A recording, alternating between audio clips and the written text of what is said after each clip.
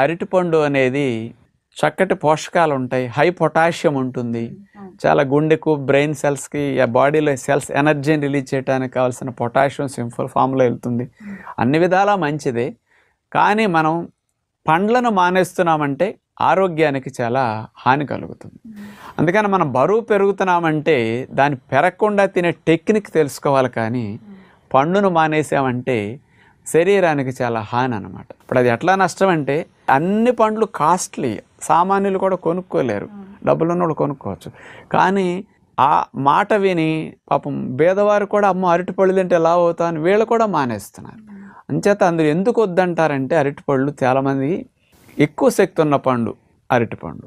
పుచ్చకాయ కర్బూజా తీసుకుంటే 100 గ్రాములు 16 క్యాలరీలే, బొప్పాయి తీసుకుంటే 32 క్యాలరీలు, మామిడి పండు తీసుకుంటే 100 గ్రాములు 74 క్యాలరీలు, అదే అరటిపండు తీసుకుంటే 116 క్యాలరీలు.